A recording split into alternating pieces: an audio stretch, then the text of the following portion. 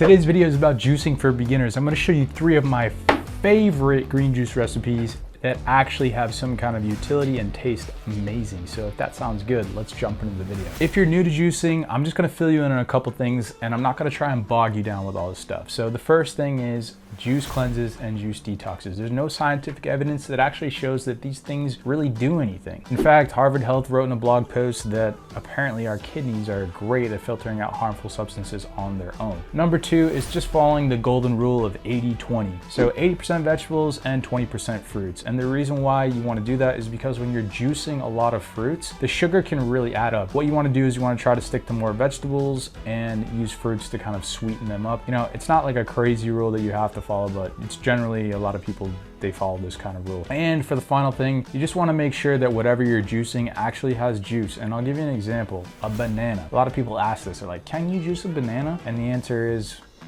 well, let me show you. If you could juice a banana, then when you take the banana like this and you squeeze it, juice should come out. There's no juice. So the answer is no. And it goes for a lot of different fruits and vegetables that you would think about putting in your juicer. So with that said, let's move on to the juice recipes and let me show you some of my favorites. So shameless plug here, all these recipes are actually from my book, Juicing for Beginners. And all these photos were taken by a professional photographer. The recipes were chef crafted. And on top of that, I had the entire thing fact checked by a nutritionist. So whether you buy it or you don't, the link's in the description below. I'll leave a discount code for you guys, but you should really get it. It's really good. Give it a shot. Anyways, let's move on to the first juicing recipe, and that's the healthy Gatorade. So it only is comprised of 3 ingredients, and that's celery, pineapple, and cucumber. And the reason why I chose these is because celery and cucumber are primarily composed of water. So it's gonna be very hydrating. Another thing you can do is you can sprinkle a little bit of salt to the drink and it turns it into an electrolyte. The pineapple is there as a nice little sweetener, and you're gonna see that it tastes even better than Gatorade. So the reason why I like this juicing recipe is because not only does it taste great,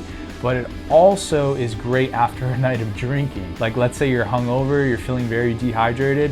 When you have one of these, look at that nice green color. You're gonna feel probably a lot better. I know that I do. The next recipe is for your skin. So it's broccoli, apple, pear, and honeydew. And the combination of these ingredients tastes amazing. But the main ingredient in this is the broccoli. Now, I know a lot of you people hate eating broccoli, including myself. It's not really my favorite vegetable, but there's actually some powerful benefits to broccoli that no one really talks about. And the first being vitamin K. For those who don't know, studies have shown that low levels of vitamin K have been associated with premature aging. Ouch. You probably don't want to look bruh. And that's not good if you're trying to keep your skin nice and healthy. Vitamin K also helps our skin maintain collagen homeostasis levels. So collagen is basically a protein that helps keep your skin supple and elastic. It keeps it from sagging. These little green trees, they have vitamin A, vitamin C, and a little bit of zinc in them, which can help prevent against oxidative stress. So our bodies are exposed to free radicals, and the more free radicals we're exposed to, the more likely we are to get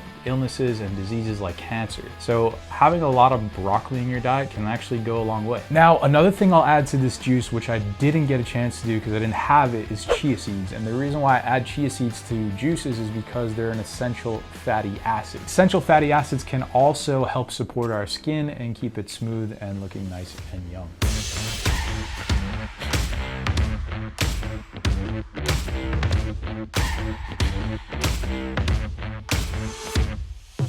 Before we move on to the next recipe, make sure you smash the like button and you subscribe to the channel. Leave me a comment at the end of the video with which juice you're thinking about trying. This third recipe is for inflammation. So this one is comprised of cucumber, lemon, pear, and ginger. It's gonna look like this dark green color right here. And the reason why I like this one is because it has this main ingredient, ginger. And if you don't know about ginger, ginger is an adaptogen. Adaptogens are just natural substances that are considered to help the body adapt to stress. So things like ashwagandha and ginger can help our bodies cope with all types of stress. Another thing about ginger is that it contains something called gingerol. Not only can ginger help with inflammation, but it also has powerful antioxidant properties like broccoli, so it can help prevent against things like free radicals that cause cancer.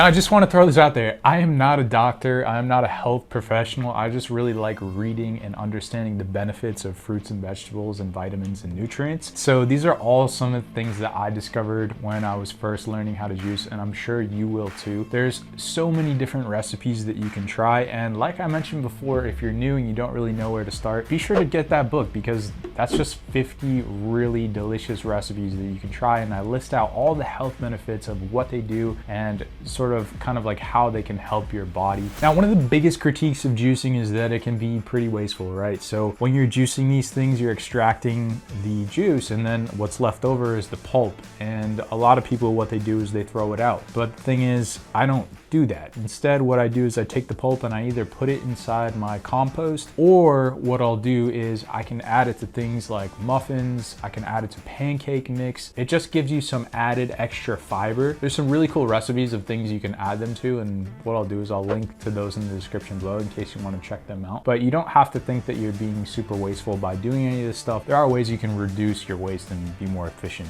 when it comes to juicing. If you've already got a juicer or you're not sure what type of juicer to get, well, this one right here is mine. It's the Kuvings Revo 830. So this one is an absolute monster, and it is a little pricey. You don't need to go with something like this. You can go with something cheaper, but I would recommend getting more of kind of like a masticating slow juicer, just because a lot of these fast centrifugal juicers, what they do is they have blades that spin and they sort of slice up all the produce, and they really like generate a lot of heat. They don't really produce the highest quality of juices. So you really want to invest in a good machine. If you're just getting your feet wet, you know, it doesn't have to be crazy expensive, but once you figured out that you like doing this, investing in a high quality machine like a Kuvings, I'd say, is definitely the way to go. Another thing I should say about juicing is that it does come with some disadvantages, and those being that it can get expensive. You know, buying produce, especially if it's organic, costs a lot of money. Like, for example, I've been shooting some YouTube videos, and I had like a $60 or $70 bill for all the different produce that I bought. There are certain items that are cheaper than others, like for example, the celery and the cucumbers, I'd say, were the cheapest, and that's really why I like making these green juices that I showed you, because not only are they really good, but they're also pretty cheap to make. And also, like I mentioned, get a good juicer, because if you do go with a cheap juicer, you're gonna notice that it doesn't extract as much juice from your produce as you would like, and in that way you're kind of losing money over the long term. This gets asked a lot. So when you're juicing, should you remove